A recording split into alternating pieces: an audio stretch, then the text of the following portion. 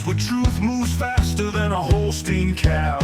No waiting on some pretty page. We're charting new ground in the digital age. From genomic codes to row-wide facts, we cut through the noise, no holding back. Not your daddy's dairy news tonight. We're sparking debates with every insight. The ring's not where the real fight's at. It's in the data, in the channel chat. From pasture to processor to your morning cup, we're raising the stakes. Try and get ahead of herd. Yeah! Where the future's more than just a word. Ahead of herd. Come on! The bullvine's calling, let your voice be heard. Welcome back to the Bullvine Podcast, where we cut through the dairy industry noise to get you the insights that actually matter for your operation. Hey, everyone. We are usually here arguing about genomic TPI lists, dissecting market fluctuations, or maybe debating whether the latest parlor tech is actually worth the ROI. But today is a hard pivot. It is a pivot, and frankly, I had to sit with this one for a minute. I bet. When we first looked at the editorial calendar and I saw the topic, the Farmer Angel Network, saving lives in the driveway, my gut reaction, and I think a lot of our listeners will feel this, was to, push back a little. Sure. We're a technical show. We talk margins. We talk efficiency. This feels, it feels soft. I get that. It feels like something for a breathless morning show, not for us. Why are we burning an hour on feelings when milk futures are trending the way they are? I completely expected that pushback. And honestly, if this were just about feelings or, holding hands, I'd agree with you. We wouldn't run it. But let me ask you this. Look at your P&L sheet. Look at the labor line. Look at the management protocols. Okay. If I told you there was a pathogen on your farm that was 80% undiagnosed, was actively driving up your cull rate, and was the single biggest threat to the legacy transfer of the farm to the next generation, would you call that soft? No, I'd call that a biosecurity crisis. Exactly. And that is what we're looking at. We are diving deep into a feature piece on the mental health crisis in dairy, but we are doing it the Bullvine way. Okay. We are not here for platitudes. We are not here for thoughts and prayers. We are looking at the hard data, the neuroscience of why stress destroys your management ability, and the logistical solutions to keep the operator functioning. Fair enough. You framed it as an operational risk, and that got my attention. It is. Because the stakes right now, they couldn't be higher. Oh. We need to set the context before we even get into the specific story. Why is this hitting so hard right now? It's the compression. Let's just look at the numbers. We track the dairy curve here constantly. All the time. Wisconsin, America's dairy land, went from roughly 15,500 dairy farms in the year 2000 Right. to just 5,222 in 2024. Wow. That is a staggering consolidation. It's a bloodbath. Let's just call it what it is. That's 10,000 herds gone. 10,000. That's 10,000 bulk tanks that went dry. That's 10,000 driveways that don't have a milk truck turning in anymore. And the Bullvine's own projections map this out even further. We could be looking at the U.S. heading toward 15,000 total herds by 2035. Which is coming up fast. And potentially under 10,000 by 2050 if the current pressure holds. Think about the psychology of that for a second. Yeah. Every single one of those exits isn't just a business closing. It's usually a multi-generational failure in the eyes of the person signing the papers. That's the part that gets lost. You feel like you are fighting for the survival of your history. You are staring at a spreadsheet that says you might be the one to lose Grandpa's farm. That pressure. It's a pressure cooker that breaks pipes. And that pressure creates a specific kind of crisis. Yeah. I want to tease a statistic right at the top here because it blew my mind. And it frames this whole conversation. Okay. We have this idea that we know who is struggling, right? That we can see it. We think we can. Yeah. We think, I haven't seen Bob at the coffee shop, or the yard looks a little messy. We think we have a radar for this. But the data says our radar is broken. We are missing almost everyone. According to a massive study we're going to discuss, 81% of farmers and ranchers who died by suicide had never seen a doctor for mental health. 81. Not once. The system is missing nearly everyone. So that means the current go-to-the-clinic model is failing 4 out of 5 of us. It's just not catching the signal. It's not working. And here's the other hook, the operational angle we teased. Right. There is hard data now, specifically from a study on robotic milking herds. linking the farmer's mental state directly to the herd's physical health, specifically lameness. The research suggests the cows know you're struggling before your family does. That gave me chills when I read it. You too. But we're going to unpack the biology of that later, why your brain literally stops seeing the lame cow when you're stressed. But first, a quick disclaimer. Yeah. We are going deep into suicide and depression. We are analyzing data. We are not giving medical advice. If you or someone you know is in crisis right now, the number is 988. 988. That's the Suicide and Crisis Lifeline. Or the Wisconsin Farmer Wellness Helpline at 1-888-901-2558. Just save those numbers. Okay, let's get into the deep dive. Segment 1, the problem identification. And to understand this, we can't just look at a chart. We have to look at a life. We need to talk about Randy Roecker. Randy is a name a lot of people in the Midwest know by now, but for those who don't, he's a third-generation farmer from Loganville, Wisconsin, and his story.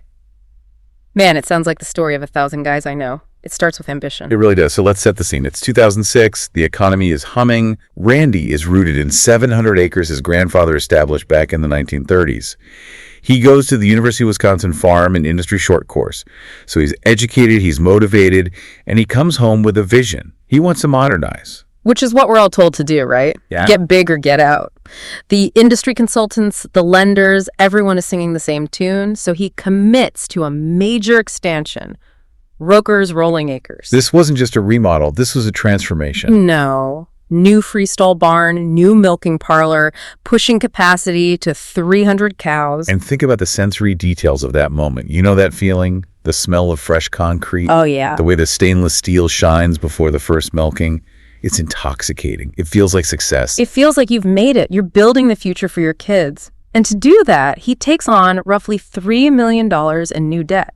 And in 2006, that math probably looked okay. I mean, milk was around $18 per hundredweight. Yeah, at $18 milk, you can service that debt, the cash flow models work, the lender is happy, you feel good, you're leveraged, sure, but it's good debt.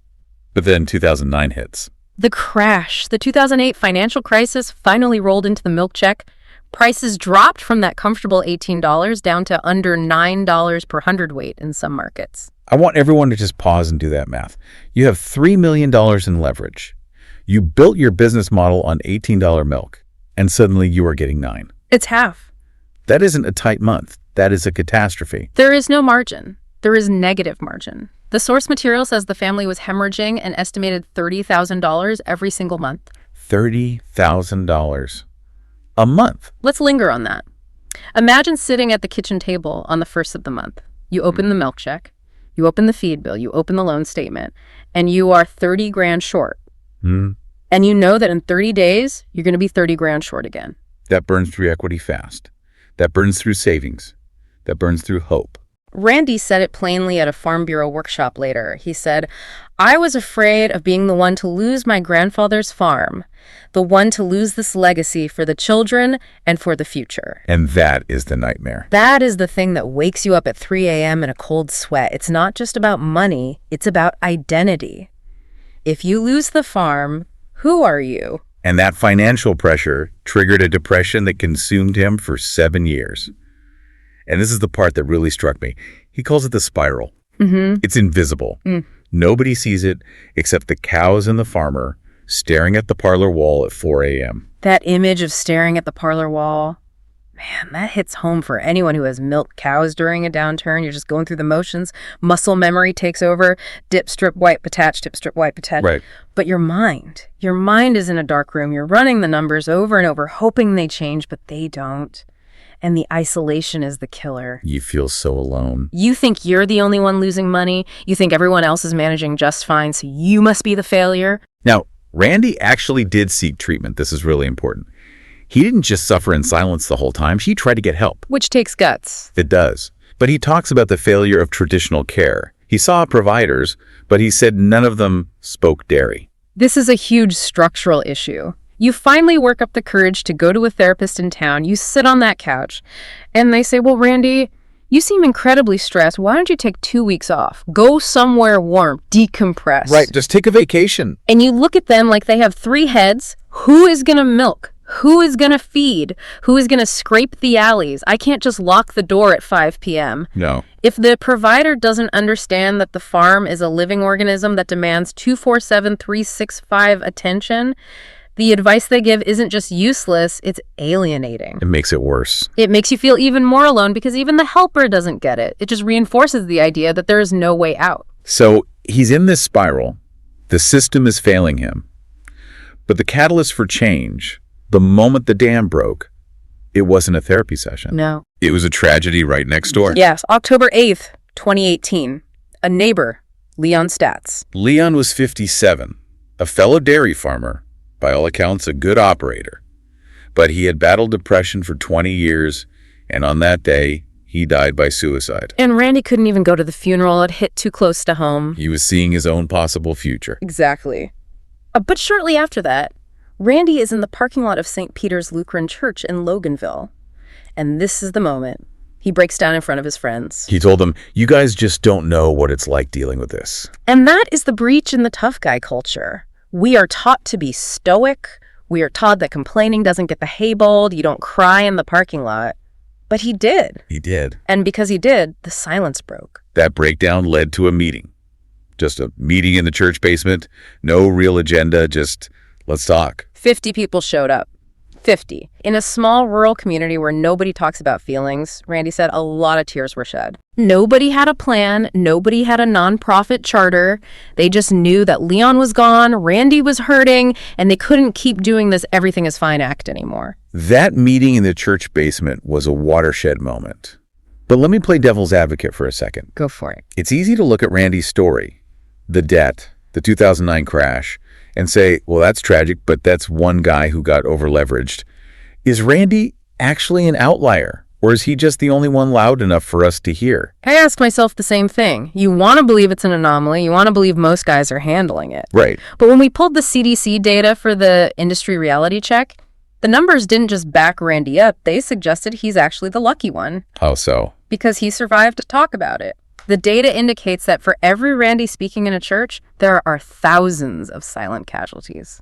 And this moves us into our second segment, the industry reality check. Yeah. Let's look at that Bjornestad study from 2022. They used CDC National Violent Death Reporting System data from 2003 to 2018. This is a massive data set. It is. And this is where we get that number we mentioned in the intro, 81%. Specifically, 81% of farmers and ranchers who died by suicide had never received mental health treatment. Never. Compare that to the general population, it's still low for them, maybe 50 to 60% untreated. But for farmers, it's practically non-existent. And there's a diagnostic paradox here that I want to unpack because it's confusing at first glance. It is. Farmers are actually 20% less likely to have a diagnosed mental illness than the general population, but they have a suicide rate that is 3.5 times higher. How do you square those two numbers? It's simple. If you don't go to the doctor, you don't get diagnosed. It's not that farmers are mentally healthier. It's not that we don't have depression. It's that we are invisible to the healthcare system. It's all off the books until the coroner gets involved. So why is that? Is it just stubbornness? It's a mix. One, the clinic model doesn't work for us. Like we said, who has time to drive an hour to the city? Two, the stigma. In a small town, everyone knows your truck. If your Ford F-250 with the farm logo on the side is parked outside the mental health clinic on Main Street, by the time you get home, 3 neighbors know. That is a huge factor, the lack of anonymity. You can't just slip in and out. And 3, and this is the dark part, the means. The study showed a massive lethality gap. What does that mean? 74.2% of farmer suicides involve firearms. For non-farmers, it's about 50%. That is a critical data point. And we have to talk about that without getting political. It's just a fact of the environment. Exactly. Most farms have guns. It's a tool of the trade. You have them for pest control, for varmints, for humane euthanasia of downed cows. They are accessible. They are in the truck or by the door. And when you combine a moment of acute crisis, that breaking point where the pain is unbearable, with immediate access to a lethal firearm, there is no second chance. There's no time for the impulse to pass. No. You don't get to wake up in the ER and get help. So the analysis here is stark. If the farmers aren't going to the clinic, that's the 81%. And the means of death are highly lethal and immediately available Relying on awareness or go see your doctor campaigns is basically useless. It's a broken pipeline. It is. It's structurally flawed. You can't wait for the farmer to come to the clinic. You have to go to the driveway. Which brings us to the operational impact. Yeah. Segment 3. Follow the money. Because even if you are the stoic type who says, I don't have feelings, I just have work, this affects you. Right. If you don't care about your headspace, care about your milk check. Because they are connected. And not just in a vague, good vibes way. Not at all. This comes from the University of Guelph, a 2021 study. They surveyed 28 Ontario dairy farms, specifically ones with robotic milkers. Why robots? Because robots generate a ton of objective data. They don't have opinions. They measure milk speed, box visits, rumination, kickoffs. And what did they find? They found a statistically significant association between the farmer's anxiety and depression scores and the prevalence of severe lameness in the herd. Okay, connect the dots for us. How does a depressed farmer equal a lame cow? It's the feedback loop. We call it management drift. But I want to drill into the biology of that because I think a lot of guys hear that and think it's just being lazy. It's not. It's not. It's neurological. Explain that. When a brain is under chronic cortisol exposure, which is exactly what financial stress is, the prefrontal cortex actually shrinks. That's the CEO of your brain.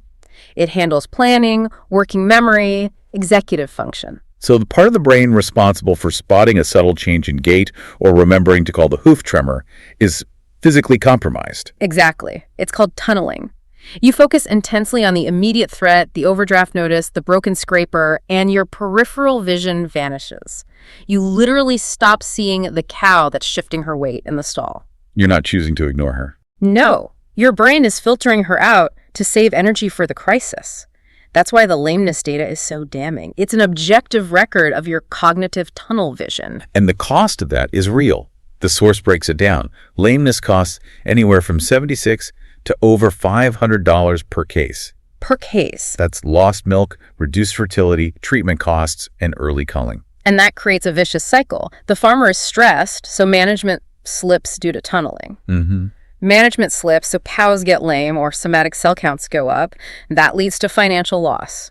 The financial loss creates more stress for the farmer, and the spiral just gets deeper. It's a feedback loop from hell. It is. And the fascinating thing about this study is the suggestion that the herd data is an early warning system. Right. Rumination sensors, milk meters, they can pick up drops 3 to 5 days before clinical signs of illness in the cow. Yeah. But what this is suggesting is that these metrics might be diagnosing the manager. Think about it.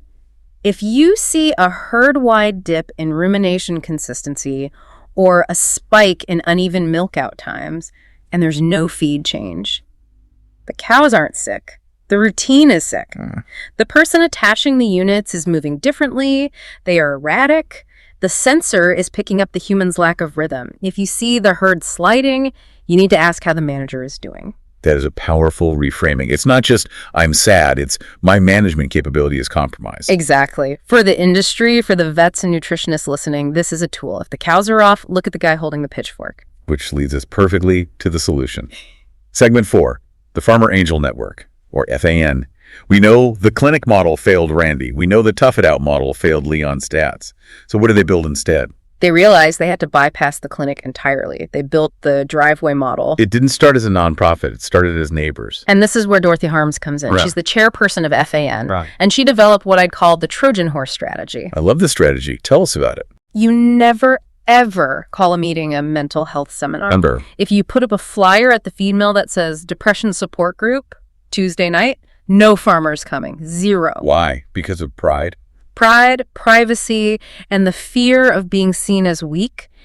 If you go to that meeting, you are admitting you can't hack it. So what do you call it? You call it a farmer appreciation lunch. You call it a drive-in movie night.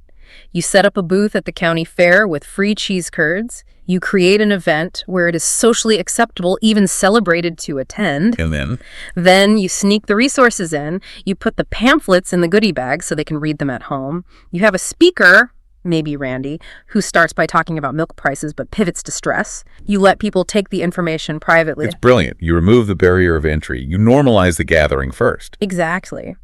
Randy noted that some farmers drive 2 or 3 hours to get to these events. They will drive to a different county just so they can walk into a room where nobody recognizes their truck. That speaks volumes about the need for anonymity. They need a place to go, but they can't risk the local gossip mill. And they need a place where they don't have to explain. If I tell a non-farmer, I lost a cow to a DA today, they say, oh, I'm sorry. But if I tell a farmer that, they know the smell. They know the financial hit. They know the frustration. At a FAN event, you don't have to translate your pain. Everyone speaks the language. And this model is expanding. It's not just Loganville anymore. No, sadly, it often expands through tragedy. The source mentions the Western Wisconsin expansion following the death of Brian Webster in 2023. His family, Jennifer and Kim, they used the memorial funds to start a sister chapter. It's a replicable model. From church basements to NBC Nightly News, it works because it's grassroots. It's not a government program. It's peer-to-peer. It's not a doctor talking down to you. It's a guy in muddy boots saying, yeah, I lost $30,000 last month too. It sucks. Here is how I'm getting through it. That credibility is worth more than any degree. Okay, so that's the community level. But let's get down to the individual interactions. Segment 5, practical tools. We talked about the first responders. And again, on a farm, the first responder isn't the EMT. By the time the EMT is there, it's usually too late. The first responder is the milk hauler at 3 a.m. It's the milk hauler. It's the vet doing herd check. It's the nutritionist walking the bunkers. These are the people who see the farm when the lights are off. They see the reality. They know. They know when the tank isn't washed. They know when the feed bunk is empty. And Randy Roecker is training these people. He is using a program called QPR. Question, persuade, refer. Right. This is an AgriSafe course. It's 90 minutes long, often free, and it gives you a script. Because that's the hardest part, right? You see a guy struggling, you see the unwashed tank, but what do you say? You're terrified of saying the wrong thing and making it worse. So let's walk through the 3 steps. Step 1, question. You have to ground it in observation. Don't just say, how are you? Because the answer will be fine. You say, hey, I noticed the bunk isn't pushed up today, and you haven't been yourself the last few pickups. I have to ask you straight, are you thinking about suicide? Whoa, that is direct. Are you thinking about suicide? Can you really just ask that? You have to, and there is a huge myth we need to bust here. People think if you ask that question, you are planting the idea in their head, like, oh, I wasn't thinking about it, but now that you mention it. Yeah, that's the fear. The research says the opposite. Asking direct questions does not increase the risk. In fact, it often relieves the pressure. The person thinks, finally, someone sees how much pain I'm in. I don't have to hide it. Okay, so you ask. If they say yes or if they hesitate. Step 2, persuade. This isn't about arguing them out of depression. You aren't a therapist. You aren't going to fix their finances in the driveway. The goal of persuasion is simply to get an agreement to stay safe today. And there's a tip here from the source. Don't use guilt. Yeah, do not say, think of your kids, or you have so much to live for. When someone is in that dark of a hole, their logic is inverted.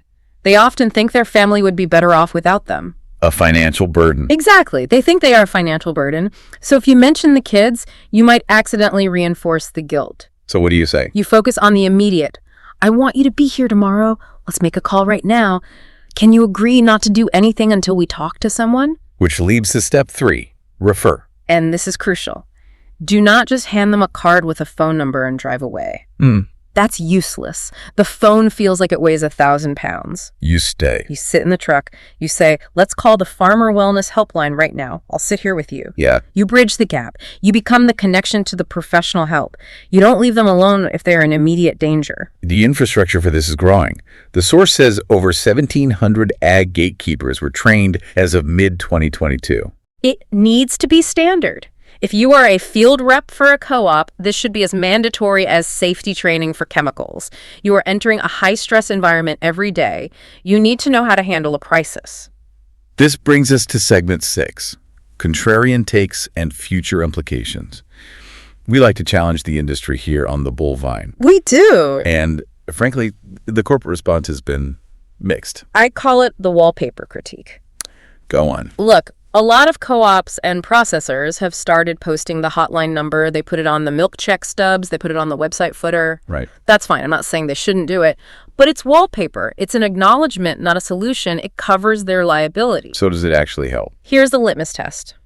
If you are listening to this and you sit on a co-op board, ask this question at your next meeting. If a member calls our headquarters at 10 p.m. in crisis, what exactly happens? That is a scary question for a lot of boards. If the answer is it goes to voicemail or the security guard has a list of numbers somewhere, Then you don't have infrastructure. You have nothing. Real infrastructure means a specific person is on call, or there is a direct, warm handoff to a professional service that understands farming. If you can't name the person who answers the phone, you are just doing PR. That is the standard we need to hold them to. And looking at the future, with the consolidation we talked about, heading toward 10,000 herds, this isn't going away. No. As we move toward that 10,000 herd number, the pressure on the survivors is going to ramp up. The margins are getting tighter. The labor issues are getting harder. The stress load per manager is increasing. We are asking fewer people to produce more milk with less margin for error. That is a recipe for burnout. But there's a hopeful note here, a survivable message. Yeah, Randy Roecker. He is the living proof. He was $3 million in the hole. He was losing $30,000 a month. He was suicidal. He was staring at the wall. And he is still here. He is still farming. The worst case scenario, losing the farm is survivable. That's the thing we have to remember. Losing the land is tragic. It's heartbreaking. I'm not minimizing that. But it is survivable. Your life has value outside of that milk permit. Suicide is the only thing that is not survivable. Randy proved you can come back from the brink. Powerful perspective. Okay. We're at the point of the show where we translate this into action. A farmer just finished milking, or maybe a board member is driving to the feed store. What do they need to do now? All right, let's break it down. Immediate, medium, and long term. Immediate, this week. First, the 7 out of 10 rule. This comes from FAN. If your stress level is at a 7 out of 10 for 2 weeks straight, not just a bad day when a heifer kicked you, but a baseline of 7 for 2 weeks, that is your threshold. That is not a rough patch anymore. That is call for help territory. Recognize that line in the sand. And practically, what do you do? Post the numbers. 988. The Wisconsin Farmer Wellness Helpline, 1-888-901-2558. Do not just put them in the house office where the bills are. Put them in the barn. Put them in the parlor. Put them where you are at 4 a.m. when things get dark. Make it visible. Okay, medium term, 3 to 6 months. Get trained. I don't care if you are a manager, a milk hauler, or just a neighbor. Take the AgriSafe QPR course. It's 90 minutes online. It could save a life. You will learn the script so you don't freeze up when it matters. And if you want to bring the FAN model to your area, organize one coffee meeting. Don't overthink it. You don't need a nonprofit status. You don't need a budget. Just get one room, invite a few neighbors for coffee and donuts, and see who shows up. just start. Break the ice. Farmer Appreciation Coffee. Just start the conversation. And long term, 1 to 2 years. This is for the board members and the industry leaders. Demand an audit of your field staff training. Make mental health infrastructure a budget line item, not just a PR line item. Does your field rep know what to do? If not, train them. And for the producers themselves. Monitor your herd metrics as a proxy for your own health. If you see that lameness drift, if you see that somatic cell count creep, catch the drift before the crash. Use the data to diagnose yourself. If the robot says the cows are weird, check your own pulse. This has been a heavy episode, but a necessary one. Absolutely. Look, the most important variable in your robotic milking system or your parlor or your 3,000 cow dairy is still the human. Mm-hmm. It's you. If you break, the whole system breaks. So take care of the maintenance on the operator. We will have the links to the Farmer Angel Network, the AgriSafe QPR training, and all the studies we mentioned, including that Gulf lameness study on our website. This has been another Bullvine podcast from the Bullvine Podcast. Remember, checking on your neighbor costs nothing, but it means everything. Head to www.thebullvine.com for the dairy curve maps and more analysis. And please save those numbers, 988. We'll see you next time. Stay safe out there.